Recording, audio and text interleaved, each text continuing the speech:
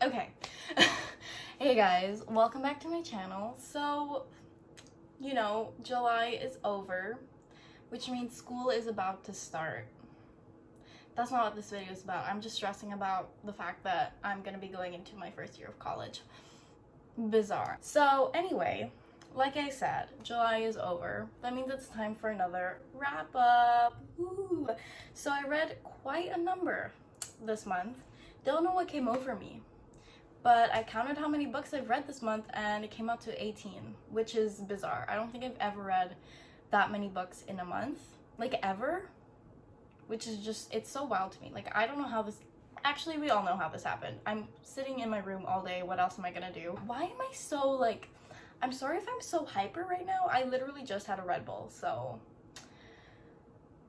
yes, I had to feed my caffeine addiction and I was lazy to make coffee. So instead I was like, let me just down a Red Bull on an empty stomach. So probably not the smartest move.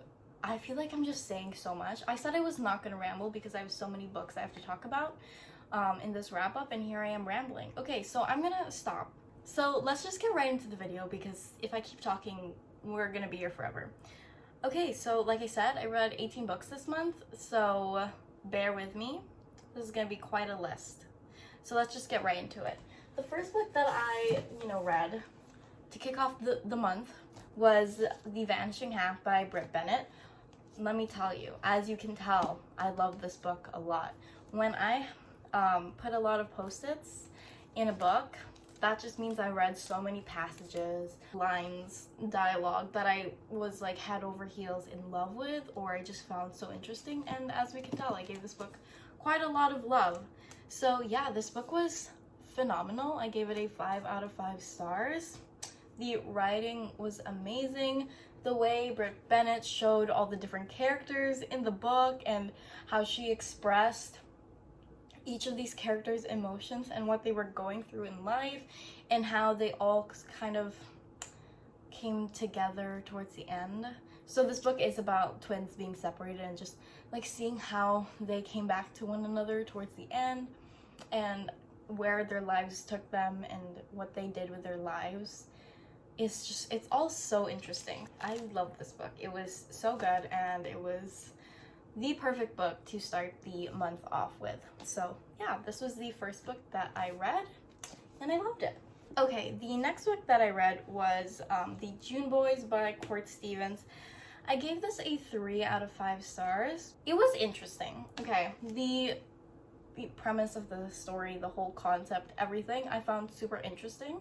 So it's about this thief, called the Gemini Thief, and every year or every other year at around June, the thief captures 3 boys or 3 kids and holds them captive for a year and a month and then releases them back to their family and then kind of goes on a hiatus. Is that the right word? I don't even know what hiatus means. We're gonna stick with it. He kind of goes on a hiatus for about a year and then the cycle sort of repeats. So all of it I found super interesting. It was just like the execution was just not my favorite. I hated the main character, honestly. There was just something about her that annoyed me the entire time, and I was just, I don't know, I just didn't like it. This book didn't really stick with me. After I was done reading, I was like, okay, I'm done. Like, it just didn't really, it didn't have like an oomph to it. It was just, it was okay, but it wasn't like horrible. It was just, it was pretty average. So yeah, nothing too phenomenal about it, but nothing horrible about it. Alrighty, so the next book that I read was Little Fires Everywhere by Celeste Ning. As you can tell, gave this some love again. This was a great book. Like, a solid 4 out of 5. I really enjoyed this book, and I thought that the whole family drama, I love books about family drama. I just find them so interesting. The family drama was so good. The relationships that were formed between different characters was really interesting to read about. I really thoroughly enjoyed this book. So if you're looking for a good book about family drama and just like seeing different relationships with different characters, I recommend this book. It was really good. Okay, the next book that I read which is another book about relationships, was Normal People by Sally Rooney. Mixed feelings about this book. I gave it a 3 out of 5 stars. Again, it was an okay book, but I was kind of disappointed. There was just so much hype around this book. Literally, the reason I bought it was because a bookseller in like Barnes & Nobles was hyping this book up to me. And I was just kind of let down. It did not reach my expectations writing style wise. I loved the plot. I loved, the different characters. I related to the 2 characters quite well. It was just the writing style was not doing anything for me. This book just didn't really stick with me as much as I hoped it would, but really it was the writing style. I didn't like it. A lot of people said it would grow on you as you kept reading the book, and it didn't for me. So as much as I enjoyed the characters and the plot, the writing style was very just bland and try hard to me, and I was not the biggest fan. So it was an okay book. If you're looking for a good book about troubled relationships, I guess, this is a good book for you. Just know, like, going into it, writing style may not be what you expect. So yeah, not my favorite, but not the worst. So alrighty, moving on. Okay, the next book that I read, I don't have the book with me right now because I'm lending it to someone. That book was The Woman in the Window.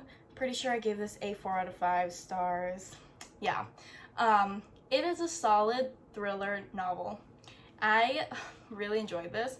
If you have read The Girl in the Train and you liked it, you will thoroughly enjoy this book. It has the same kind of dark vibes to it. This book is about an agoraphobic woman who stays, indoors, obviously, because she is terrified to step outside because of past trauma that has happened to her.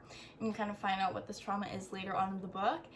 And she witnesses a murder, and all these secrets just start to unravel.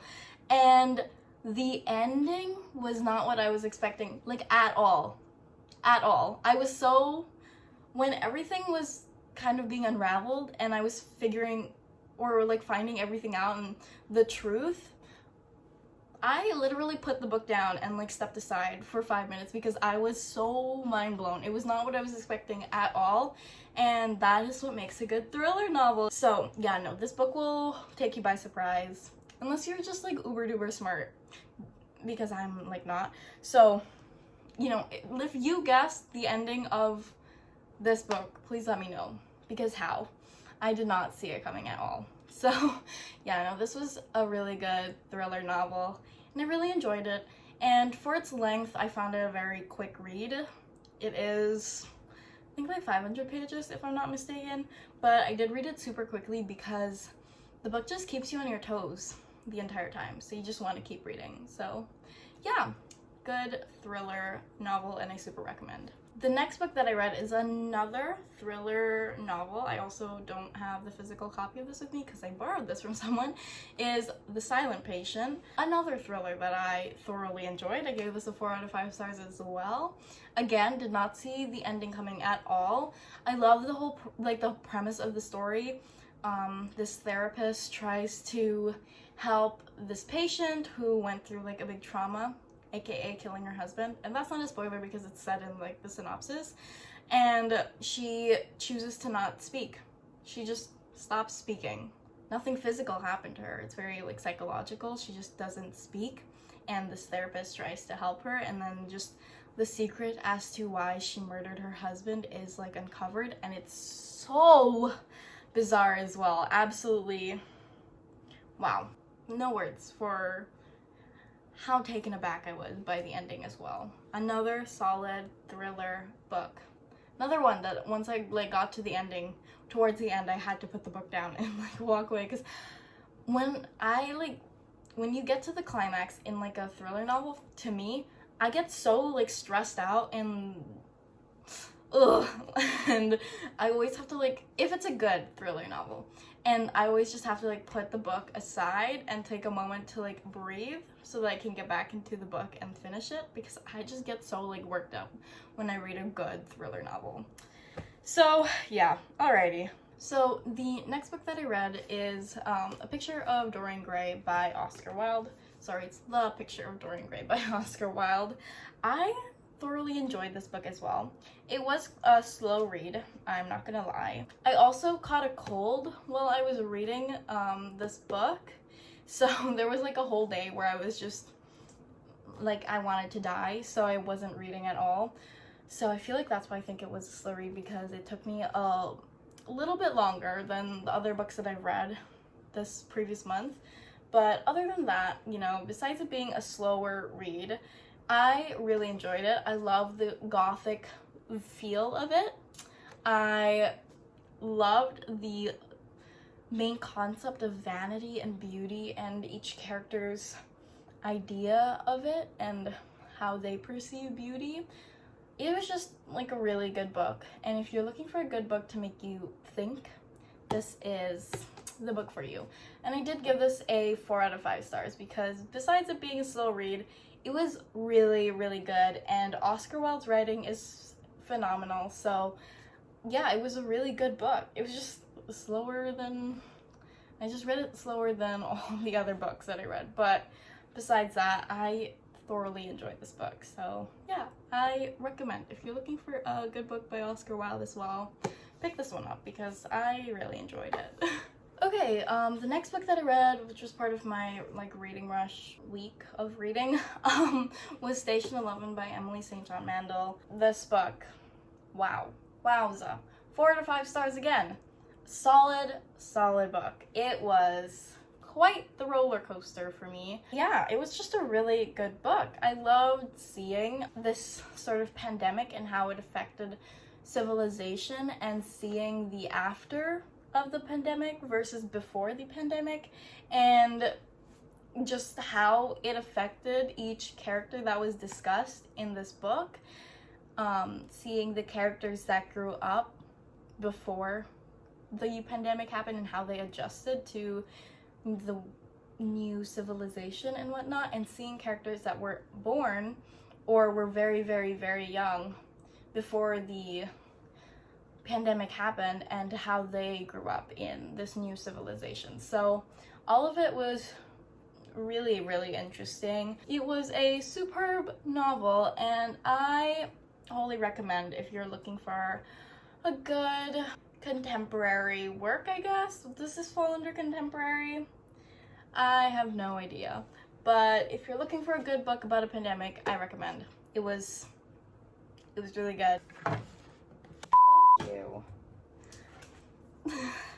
Okay, the next book that I read was The Bluest Eye by Toni Morrison. 5 out of 5, let me tell you. This book, wow. Okay, so first of all, Toni Morrison's writing style, chef's kiss. Absolutely beautiful. Just the way she writes about her characters and their life, so good. Another thing, the plot, wow, the issues that were discussed in this book and the way it made me think about life and society and everything that's happening right now and that has been happening for like years and years and years. The fact that this short fictional novel was able to do this for me, it blows my mind. A lot of times for me to think about, I don't know, the world, societal issues, for me to be like educated, I'd pick up a nonfiction book, a very academic and informative book. But I read The Bluest Eye and learned so much about the world, because obviously, where is all this coming from? From actual issues in the world. So it's just the way Toni Morrison wrote about all of this. I'm just so shocked that a fictional novel was able to educate me the way this book educated me. So yeah, just all the societal issues that were brought up in The Bluest Eye, and I also saw this in The Vanishing Half as well, and just how they affected each character, and how this is not just something you see in a fictional novel. This is real life. And yeah, it was just really interesting to read about and really mind-blowing to see an author be able to educate me the way she educated me with just a fictional novel. So yeah, 5 out of 5. So the next book that I read was Carrie by Stephen King. Originally, I gave this a 4 out of 5 stars. I thought it was really good, but I've sat with it a little bit longer and I've thought about it more, and I think I'm gonna give it a 3 out of 5 stars instead. So hear me out. There were a couple things that I wasn't really the biggest fan of in this novel. First of all, I felt that even though it was a short novel, I felt that King could have done a better job at making the reader more connected to Carrie. I just felt that I didn't really see a lot of the way Carrie felt and how she emotionally and psychologically handled all the trauma that was being thrown onto her. I felt it was, I don't know, I just wish I saw more of kind of what Carrie was going through internally and just psychologically, how all the trauma she was facing was messing her up. And you kind of saw it in a lot of her actions, obviously, and her telekinesis, but I just wish I saw it more emotionally and through more dialogue. But otherwise, I thought it was pretty good. I loved the whole telekinesis thing. I loved the premise of the story, the plot. I kind of liked the way the book was written and how you saw a lot of research based around telekinesis and Carrie alone and how much of an effect she had on people years after this big incident. So that was interesting to see. But yeah, like I said, I just wished that Carrie's breakdown was a lot more,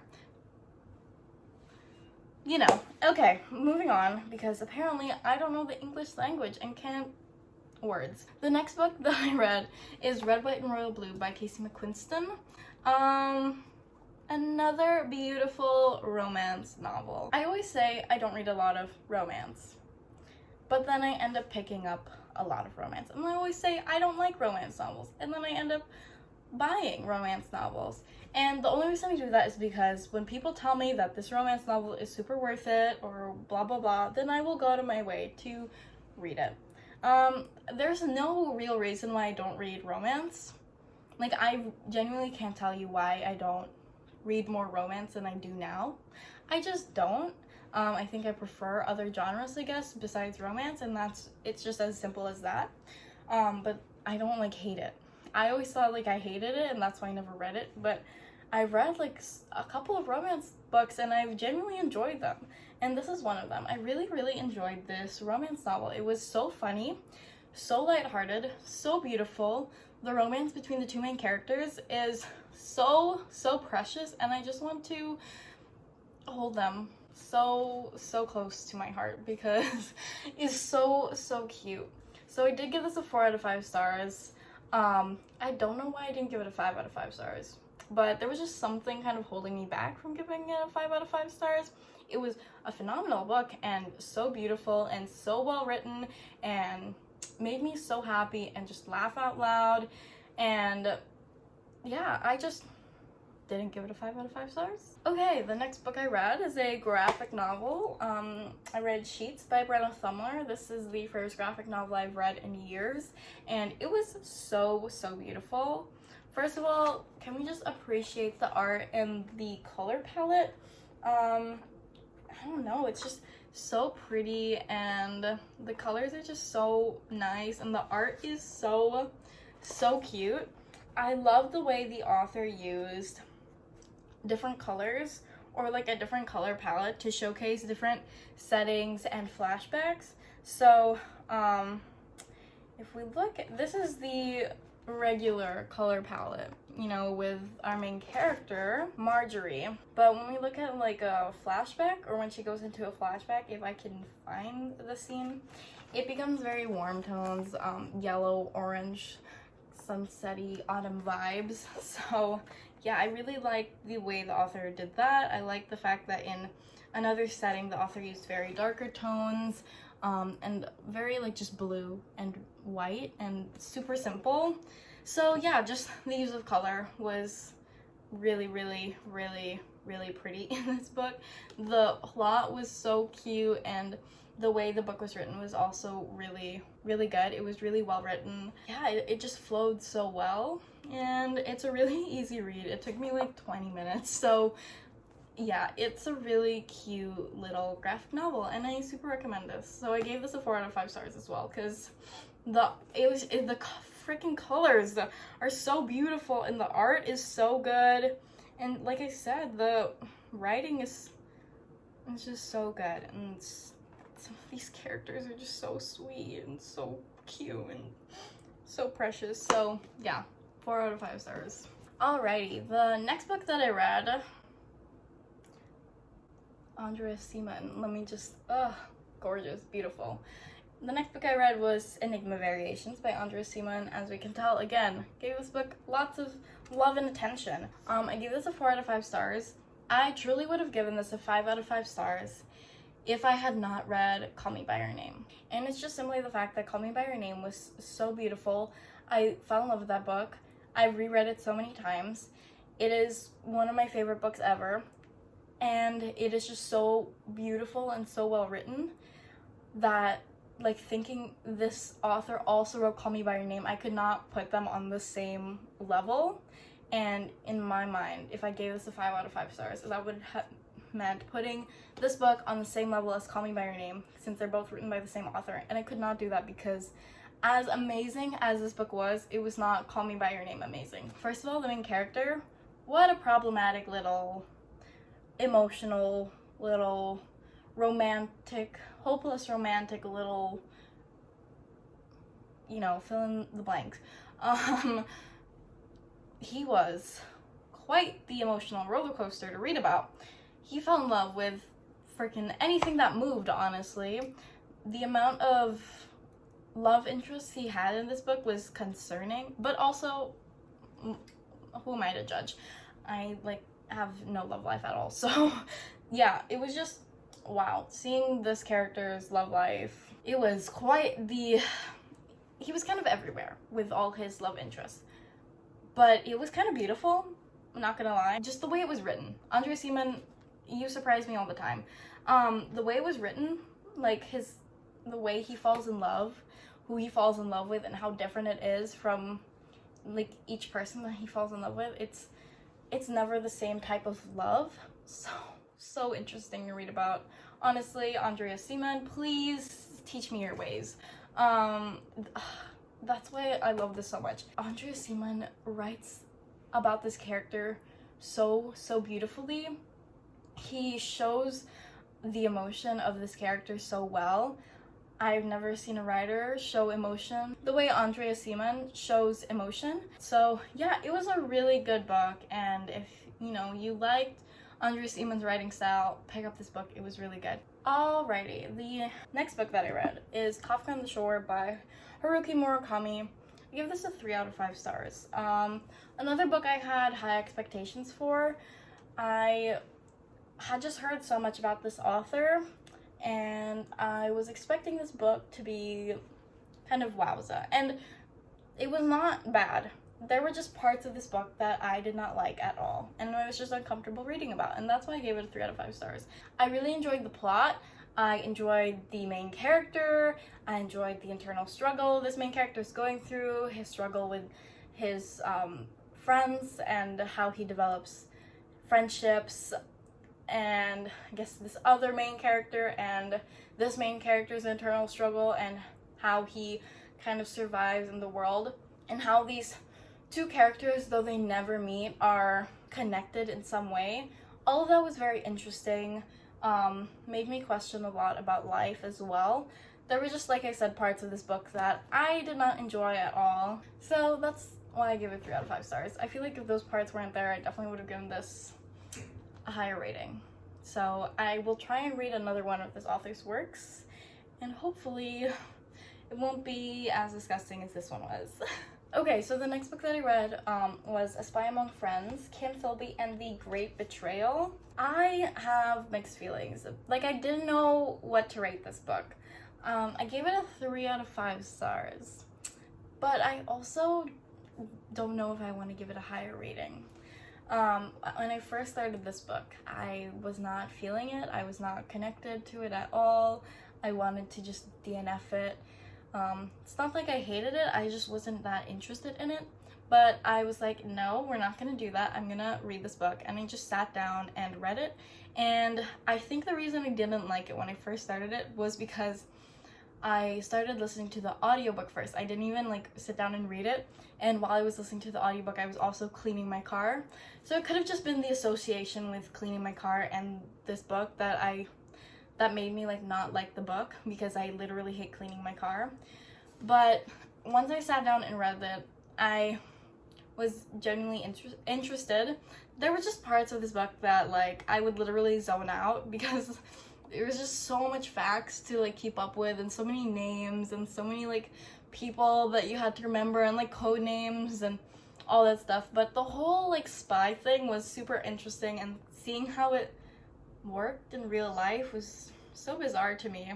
I feel like I've only read about spies in like books. Like, are spies a real thing? So yeah, just seeing how the whole like spy network worked within British intelligence and like American intelligence and then Russian intelligence, and the whole like connection and the double crossing and the triple crossing and finding out about Russian spies, and all of that was super interesting. I just felt that there were just so many like names and facts that I had to keep up with that I was like, it was just, yeah, there were a lot of things that were just, so I gave it a 3 out of 5 stars solely because of that. But I feel like if I just gave it a little bit more effort and a little bit more concentration, I would have enjoyed it a lot more. But it was an interesting book. And if you're into like nonfiction books, I don't really read a lot of them, so maybe that's why as well I was struggling with this. But if you thoroughly enjoy nonfiction and you like the whole spy thing, read this book, because you might really like it a lot more than I did.